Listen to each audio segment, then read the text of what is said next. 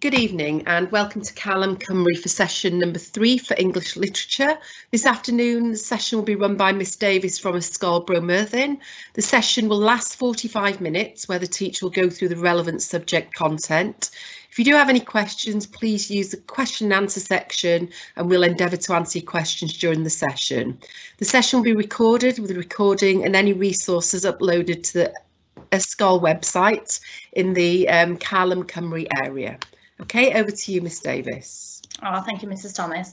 Okay, so last week, Mrs. Thomas went over section A of your Unit 1 examination paper. And a number of you may actually be sitting this examination now in January. So this evening, I intend to look at section B, which is the poetry comparison task. So tonight's lesson will focus on how to approach a poem, and I'll also be reminding you of what sort of terminology and technique that you must be sort of mindful of when answering this section of the paper. So to start with, what we're going to be considering is what does it mean to analyse a poem. So to start with, we're trying to figure out sort of what the theme of the poem is and little things like, but very important, how the poet uses things like literary devices. So aspects such as figurative language, imagery, repetition, symbolism, and to make your point then about the theme of the poem. So if you're not particularly familiar with this terminology, so things like imagery, symbolism, no need to worry because we are going to go over them briefly this evening, just to sort of refresh your minds and your memories. So terms and techniques, so you have to understand what the poem is about. So there's a list here, okay, the types of things, so figurative language, imagery, repetition, so where you make allusions or allude to something, symbolism, tone and mood, and obviously you've got the rhyme within the poem as well. Some of you may be more than familiar with these terms and techniques, but it's important just to have that little bit of a refresh. Annotation, so this is the skill of marking a text as you read through it, and obviously in the discussions that you had and the lessons you had with Mr. Thomas over the last couple of weeks, most definitely that skill of annotation is one which is transferable, and this is one that you possibly even take for granted in your English lessons from day to day. So the skill of marking the text as you read it is possibly the most important aspect of your approach to analysis, because this is where you look for the key ideas or the key points relating to the question in the poem, okay, or in the prose text or the play. So when approaching the poetry, so this is some advice that we've got from the WJC, okay, so students should be encouraged to underline keywords, so ask questions of the text. So when you're underlining keywords, obviously you're thinking about what the question focus is, okay, so making sure that you're making reference to that. Asking questions of the text then, so trying to look at sort of any implied meaning quite possibly, so make association, so if there's maybe use of colour, dark colour, what does that maybe make you think of, okay, so possibly linking to the idea of imagery. So linking material, so if there's anything that you can find some comparisons with or some differences, you know, use arrows. Okay, remembering that this question is one of comparison where you're asked to find connections, okay. So chunk pieces of text, so looking at kind of ideas and sections which are similar, and then use the questions given to you by WJC to sort of guide your reading, okay, and to inform your annotations of the poem. So here are some ideas, okay, that you may want to look at. So you've got things like alliteration, onomatopoeia, have a look at whether they're colloquial expressions, look at what effects are created by the poet's choice of vocabulary. So looking at the what effects is what's really important, okay? So the impact of specific choices by the poet. And that's one message that you'll find that I'm trying to reiterate and repeat throughout the course of this evening and next week, is this idea that it's fine, it's great if you can identify, say, simile or identify a metaphor, but you've got to go that little step further where you're telling the examiner then and explaining to the examiner the impact of that, or why has the poet chosen that particular sort of imagery choice or language choice. So then we look at structure. So how is the poem put together? How many stanzas are there? Is there any similarities in the lengths of them? And why do you think the poem is structured in this way? Obviously, when you're approaching your examination, you're going to be given 2 unseen poems, and you're going to be given a theme that they're linked by in some way. So you may have maybe one short poem, one much longer poem. You may have one which is structured into 2 or 3 stanzas and one which is just 1 stanza. There may be a sonnet, for example. So you must be able to look at sort of the way in which it's been put together and consider whether there's anything particularly purposeful in the structure of the poem that's in front of you. Tone is an aspect which I think at times is maybe underused, but most definitely it's something which is a really effective point of discussion. So you can think about the attitude of the poem. So is there a serious attitude, is it angry, possibly is there tension, is it humorous or sarcastic, and also track it through the poem. Does it change throughout the course of the poem? If there's 3 stanzas, does it remain the same through the 3 stanzas? So there's things for you to consider when you're approaching that as well. What ideas, subjects are the poet trying to convey beyond the surface meaning of the poem? So like I said, you're given a theme or a topic that both poems sort of slot into. So you'll have an idea, but maybe you'd want to sort of broach that and develop that a little bit further. The imagery choices then, so you've got metaphor, simile, personification, so which all obviously contribute to, you know, the impact it has on us as a reader. The narrative stance, so who is the speaker of the poem, is what you're trying to consider as well, and not to neglect whether you believe it's the poet himself or herself, whether you think possibly there's a persona writing from a particular viewpoint. Okay, is there a message, like a political message even, that the poet is trying to put across? Punctuation. Okay, well, how is the punctuation being used?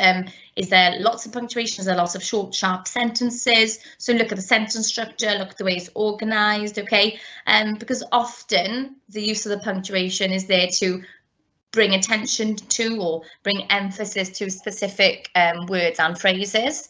Okay, so just that's something that you obviously need to be quite conscious of. The title, we will have a brief look at sort of the purpose of the title, so the significance of it, and not to neglect the title because it often gives us some quite subtle clues as to what's going on within the body of the poem. And then the rhyme scheme. This is a difficult one in a sense because you don't want to be bogged down by trying to figure out a rhyme scheme.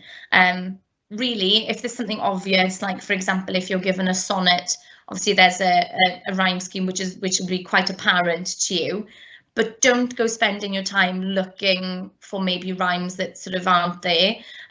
Internal rhyme, like things like assonance and the rhyming of vowel sounds and consonants maybe would be more helpful, because obviously then you can discuss sort of the fluency of the poem and the tempo, the cadence of it, the speed of the poem, and maybe look at like the links that are made there as well. Okay. So again, moving on, just having a little bit more of a discussion about some of the points that we've raised. So looking at language and imagery. So the use of imagery relates to language features such as metaphor, simile, and things like adjectives, verb choices. And like I said, really important part of many poems, and emphasising it as a separate aspect from other language features may actually help you analyse it more closely. And like I've stated here, it allows you potentially to develop a more sort of finely tuned sense of what can be sort of evoked by language choices.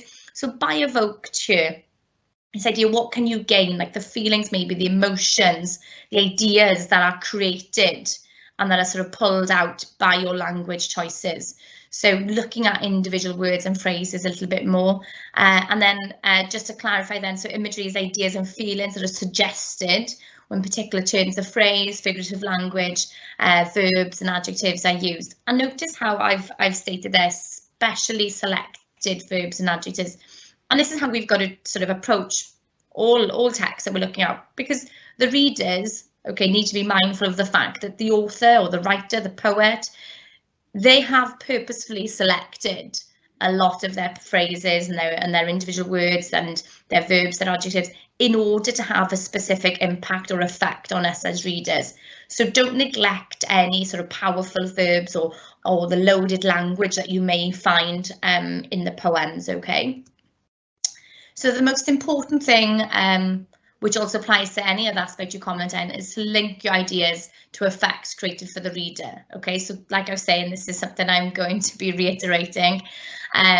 So link your ideas to effects created for the reader to explain why the poet has chosen that imagery and how it contributes to what he or she was trying to communicate through the poem as a whole. Okay, it's not just stating there's effective use of simile.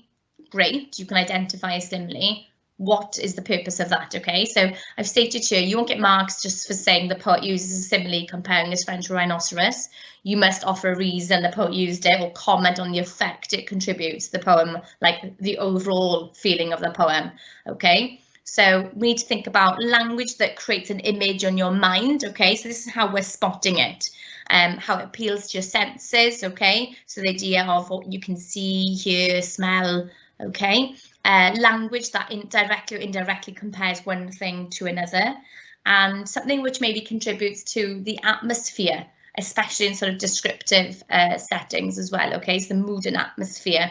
Okay, so here you've just got a simple grid. Okay, so these are the types of devices, the literary techniques or literary devices or terminology, whichever way you approach it, that you should by now, approaching your poetry exam in year 11, be sort of quite aware of. Okay, so we've got alliteration, onomatopoeia, assonance, metaphor, simile, hyperbole, pathetic fallacy, personification, and repetition. So obviously this PowerPoint will be available to you to download and use. So obviously you can print off this this slide and you can maybe sort of do a little bit of revision on it yourself. So we'll just quickly go over a few of them. So for example, so things that you may be unfamiliar with. So you've got the use of assonance. So we did mention it just now. So the repetition of the same or similar vowel sounds within words, so or phrases or sentences. So for example, you could use she seems to beam rays of sunshine with her eyes of green. So you've got the repeated in seems, the double E, beam, the EA sound, okay, and then you got her eyes of green, so again the double E sound. And here the whole purpose of that is to simply exaggerate the beauty of the female. She seems to beam rays of sunshine with her eyes of green. So the simple explanation and the discussion of that would be that the poet uses this technique of assonance in an attempt to exaggerate the beauty of the female that he is describing. Okay, so you're looking at the repeated vowel sounds or similar sounding. It's got E and A that sound the same there. Okay, so making sure that you remember to go that little step further, where you have to ensure that you're looking at the impact it has. Possibly hyperbole. Some of you may or may not be familiar with this. Okay, so you've got here where the author or the speaker purposefully sort of obviously exaggerates to sort of an extreme. Pathetic fallacy, I think the majority of you should be quite familiar with that one. So using a figure of speech where you use, say, the natural world and is treated as though it has sort of human emotions or qualities. So can only really be applied to, say, nature, animals, trees, weather, etc. Very often used to create a sense of mood, atmosphere, really contributes to setting and like the emotional feel of a poem. And then repetition, try not to overlook this in a poem, okay? So the words or phrases that are repeated in a literary work for effect, okay, and that's the for effect bit that's really important, okay? The impact is what we're considering. So language features can also include things like colloquialisms. So colloquialism is sort of informal or more conversational type language. Slang, so that'll be exceptionally informal. Jargon, so words which are used to or linked to a specific group of people or profession maybe. Then obviously got things like apostrophes, exclamatives, So again, looking at the idea of sentence structure and punctuation choices there, use of oxymorons, so you've got sort of two very conflicting or contrasting terms which sort of contradict each other. So true to Romeo and Juliet, you've got brawling love, loving hate. Okay, so two very opposing terms placed together, again, to have an impact, to have an effect. Okay, and then you've got use of puns and direct speech. Okay. So I noted earlier that we'll have a brief look at titles or the use of titles. So I've noted here the title might be the most important word choice of all because it's the first thing that the reader sees. So it shapes the way in which the reader understands the poem. So in your analysis then, the title is a big clue. It tells you what the author wants you to be thinking about as you start reading. Okay, it gives you an in, it gives you a way into the poem. Okay, so use that sort of as your sort of channel, essentially, going into the poem. All right, so what I've got here, and just a number of titles. Okay, so you've got Old Photographs, Yew Tree Guest House, Down and Out Paddington Station, 3 AM Feed, and Rejection. And what you've got then on the next slide is what the poem may be about. Okay, so these are actually titles that have been used in past papers at GCSE. Okay, so you've got Old Photographs, which is simply somebody looking through old photographs. Yew Tree Guest House, quite ironic in the title. The idea of guest house is looking at old people's home. Down and Out Paddington Station, so a homeless person at a train station. 3 AM Feed is the story of a figure, a parent feeding a baby through the night. And then Rejection, so being dumped by a partner, so the end of a relationship. Okay. Excuse me. So by the end of the sort of poetry course, you should be able to sort of synthesize and reflect upon the knowledge that you've gained. You should be able to apply your skills of analysis to the examination, looking at the unseen poetry, and you should be able to approach poems or extracts, because it's the same sort of skills that you'd be using in your extract analysis that Mrs. Thomas looked with you over the last couple of weeks. So it's still sort of tracking logically through an extract with a given sort of question focus. So going through the extract or the poem in a personal, engaged way, demonstrating your own skills when it comes to the analysis of text. Okay. So here are the assessment objectives that you are going to be assessed on for this task. Okay, so you've got AO1, AO2, AO3. So AO1 is to respond critically and imaginatively to text, to select and find relevant textual detail, to illustrate and support interpretations. AO2 is to explain how language, structure and form contribute to writers' presentations of ideas, themes and settings. And AO3 is the making comparisons and explaining links between text, looking at the way that both writers have gone about their poems, essentially. So AO2 is the one where you're doing the analysis, essentially. Okay, so where you're looking at individual words and phrases, looking at the meanings, okay, that they've been created by the writers. And then AO1 is your response to the question, and AO1 is your ability to select relevant quotations, to pick out the evidence and the correct evidence that allows you to make a developed discussion and analysis of the poetry. So this unit, as you will know, will be externally examined. You have to answer one question. You'll have to write an essay which you compare two contemporary poems. It's marked at 20 using AO1, AO2 and AO3. You'll be given sort of some guidance with regards to theme, okay? You'll have an hour to complete your essay comparing the poems, okay? So, but remembering obviously that this is just one section of a 2-hour examination. So you've got the of mice and men section, or whatever you're doing on unit 1 for section A, and then you've got the poetry then in section B. So timing obviously is going to be quite key, because if you run on when it comes to your section A, it obviously will then have an impact on the amount of time then that you've got to spend on section B.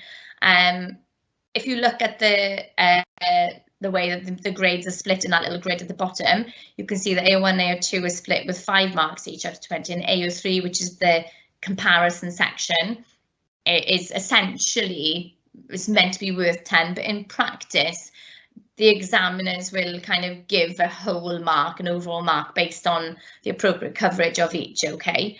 But the importance of the comparisons and the connections and the links that you're making is really clear there, where you're given 10 marks to be awarded for that particular section. So here you've got the mark scheme, okay? So we were looking then at sort of critical responses to text for AO1, language structure and form for AO2, and then making comparisons. So as it says there, assessing section B in the poetry, okay? So also you can spend a little bit of time having a quick look at that in your own time, but just looking at the idea that in order to sort of move up through the bands, okay, to get yourself into a higher band, you've got to make more than simple comments on sort of things like style, structure. You need to be selecting quite relevant detail, okay? And you need to really show these ideas with some confidence as well, okay? We're going to have a little bit of a closer look on the language, structure and form, because that's one that with us in class, students generally question sort of what is language, structure and form quite often with us. So what is AO2, language, structure and form? So form is the name of the text type that the writer uses. For example, you can have short stories, plays, scripts, sonnets, novels, etc. Okay, and all of these are different text types that a writer can use. Okay, the form of the text is important because it tells you about the writer's intentions, the characters, or the key themes. So there's your form, okay, but you know that your form is going to be a poem. We just don't know what type of poem, okay, because as we know, it's unseen, something that apart from practicing annotations and practicing some essay writing and making sure you're really familiar, that you can't actually prepare for the actual poems that turn up in the paper. So the structure of it is how it's sort of ordered and put together. You can think of plot sort of on a text level, but also at sentence level. With poetry, we're looking at how the poet has arranged the structure of a poem or a play. And it's a term for the way that all formal elements kind of work together and they come together. So things like meter and rhythm, rhyme scheme, using rhyming words, okay, these are all things that you need to be considering. And then with language, this is, you know, quite simple. So the words that the writer uses and the impact that they have, okay? So what words does the poet use? Why? How do they use them? And what effect does this have? So again, I'm going back to that same argument of the impact needs to be really quite clear. Do they employ any language devices in their writing? For example, is there use of metaphor, imagery, alliteration, pathetic fallacy? So really consider what words the writer chooses to use, and again, the impact. So write about the poem's effect on you. So the question wording will always be the same, okay? So I've put one of the questions at the top there. So this question is, both poets write about people's lives and relationships. Write about both poems and their effect on you. Show how they are similar and how they're different. The advice then is you may write about each poem separately and then compare them, or make comparisons where appropriate in your answer as a whole, okay? So the question wording will always be the same, and it will always tell you both poets write about da-da-da-da-da, okay? So they'll give you an example. So, so some tips then, okay? Read the poem at least twice. Like I've said about the importance of annotation, okay? Then begin to annotate where you're looking at the individual words and phrases the third time that you read. So here you're going to be focusing on the idea of lives, relationships, okay? Maybe look at any connections, any similarities that you can find between anything which is really noticeably different. Just look at the way they look at on the page as well, not necessarily just what you've read, how they look on the page sometimes will give you quite a clue. the examiner's looking for your personal response, so don't panic if you don't understand the poems. Just write about the parts that you do understand, okay? So don't stress, don't sit there panicking. Just try and find some meaning, some understanding linked to the question, and you just write about the bits that you do actually understand. That's all we'd want from you. So some tips here then, so points to think about during these initial readings. So take note of the title. It may be perfectly self-explanatory or may carry deeper meaning. So either way, it often gives a good lead in. What is the train of thought here? So the best way to determine this is to track through quite systematically. So reading in units of sense, maybe not line by line, okay? So often what you've got is a line of poetry, which will maybe continue for 3 lines into a full sentence. So take it as sentences, okay, units of sense, okay, not necessarily a line at a line, because often the ideas continue. So make sure you're looking at that. So it's usually useful to read from punctuation mark to punctuation mark, because it'll break the poem up easier for you. So never underestimate the end of a poem. Often the poet's key message comes towards the end of the poem, so it's important to be thorough.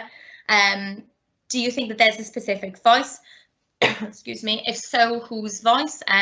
Poets often write as if they're a character, often called a persona. They often write as themselves as well. So in either sense, what is the effect of the voice? Is it addressed to somebody in particular? Love poems, for example, sometimes use a second person of you, which can create quite an intimate feeling. So if the poem is addressed to a specific person, again, look at the impact of that. What effect does that have? Maybe think about why the poet wrote the poem. What is the mood and atmosphere? Does it change at all? If it does, how do you know? Okay, and then look at any words and phrases that help add to this idea of mood and atmosphere. Okay, zoom in or focus on the words that are used and the impact they have. So write about the way the poem is put together, the way it's organized, length of lines, okay, things like that, any significant pauses. Okay, so you're looking at the way it's sort of structured there, okay, any particular rhythm or rhyme that you think is purposeful. And then, you know, what is your personal response? Does it, for example, connect with any of your own experiences or anything else that you have maybe read or seen, okay? Technical terms like device spotting, counting lines, and, you know, doing the A, B, C, D rhyme scheme, looking at that. They're only useful if you understand them and if they can back up or support the points that you're making, okay? And you've got to obviously, at this point, be remembering that you have to make comparisons and connections. So the examiner has tried, or the examining board of WJC has tried to choose poems that you can access and hopefully enjoy writing about, okay? So make sure that you do that. Don't try and go, oh, I need to have 4 comparisons, 4 similarities and 4 differences, okay? There isn't a set number, okay? Importantly, what you need to do is show an understanding of each poem and make sure you bear in mind that, you know, there'll be some similarities and some differences between them. There may not be equal, there may not be a set number, okay? So don't in your mind have a set vision as to how many quotations you need to use. Just analyze and respond, okay, to both poems, all right? And your own reaction might be different to each of them, okay? So explain why you've reacted and responded differently to them. So how to approach it, okay? So obviously, your teachers in schools will have taught you in a specific way. So this is just an idea. This is sort of how we'd go about it in school, okay? So, and this is some guidance that we've had from the WJC. So a clear introduction is needed, okay, where you compare the overall meaning, mood and atmosphere in both poems. Here, perhaps you could talk about both titles maybe, okay? And then you're advised to sort of organise your answer into 3 different sections, okay? So at least 2 paragraphs within each section. For each point that you make about poem A, try and link it to poem B, because this will make sure that you're constantly hitting that AO3 of the mark scheme, okay, in that band where you're looking at that particular strand of AO3, making sure that you're looking at those connections. Remember to explain how language, structure and form contribute to writer's presentation of ideas, themes and settings. So again, reminding you of the AO2. So write in detailed analytical paragraphs and then close or end with your conclusion. So I've said to you, this is where you can use your I voice.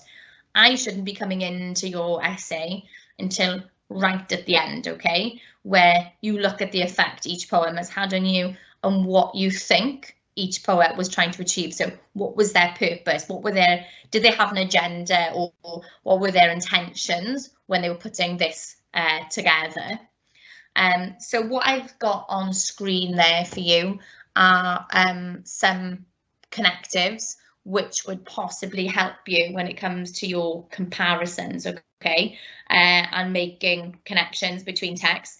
So you've got the ones at the top, you've got similarities or to add a point. So also, moreover, let alone, not only, in addition, additionally, as well, furthermore, even, indeed. Okay, so they're the ones that show similarity, show difference or an opposition.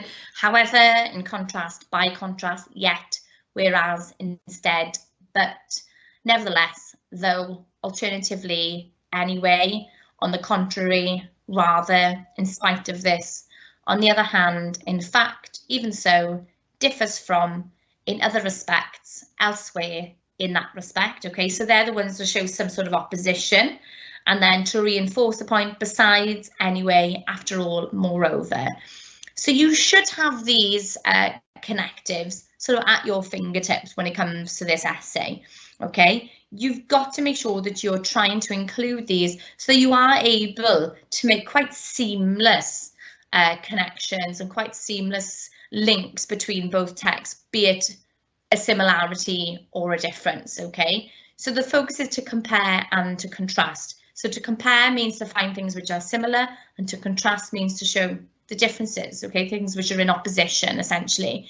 So these connectives most definitely will help you trying to get your ideas and your arguments together and to forge them and form them into a, you know, more solid argument, okay? So here you've got an example paper, okay? So the instructions at the top is telling you to spend about 1 hour on this section to think carefully about the poems before you write your answer. If you're thinking carefully about the poems before you write the answer, that is instructing you to spend a little bit of time thinking them through, reading through them, and making your annotations.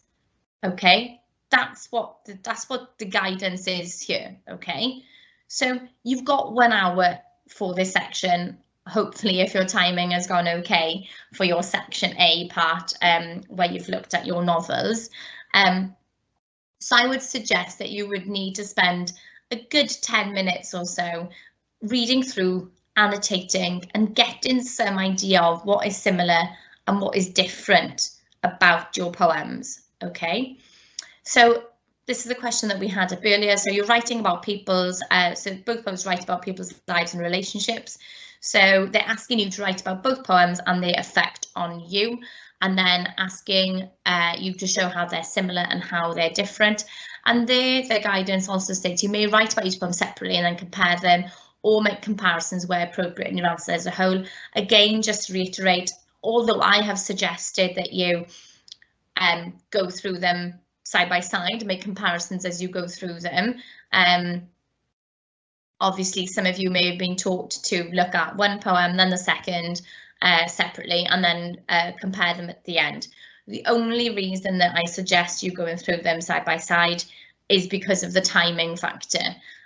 Is because a number of candidates overspend on time in section A, and then maybe don't showcase themselves with regards to their connections and their comparisons well enough by the end, because of a timing constraint. Okay, so you've got two poems here. So you've got Ending by Gavin Ewart, and you've got The Way We Live by Vicky Fever. So We'll be looking at both poems, and these are the ones that we're going to be focusing on at the start of our next session. So we're reading through them both, and obviously just simply looking at them on screen, you can see already that there are some, vast differences just by the way they're structured, the way they're put together. If we just quickly touch on the titles, so we're looking at people's lives and relationships, just looking at ending. Okay, there's an element of finality being presented in the title there.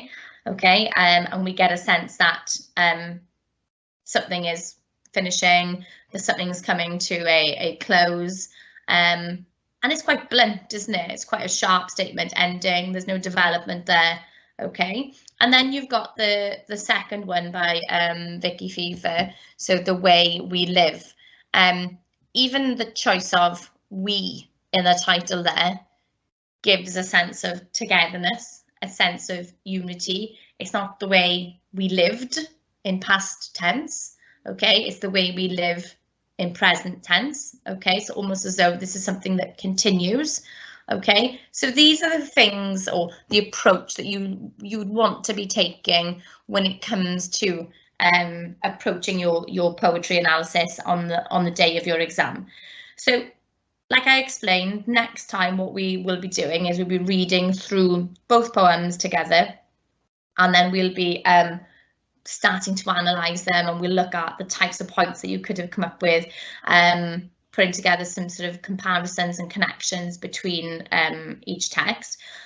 What you could do before that, if you intend to join next week, is have a look at the example answer to this particular question that's available also on the WJC website. So the candidate has gone through both poems and has looked at them and analysed them as they've gone through. So this is an example of one which has gone sort of back and forth from one text to another, rather than leaving the sort of conclude the comparisons and the connections until the end. Okay, so it would be a suggestion to have a quick read through this. Okay, so you can see sort of what's expected of you within the time of 1 hour, but also give you some ideas before we start the analysis next week. Okay, so as I said, so next week we'll be going through the analysis, looking at sort of what makes a good response, and hopefully you'll feel a little bit more sort of prepared and ready for the poetry section of your external examination. Thank you very much, and I will see you all next week.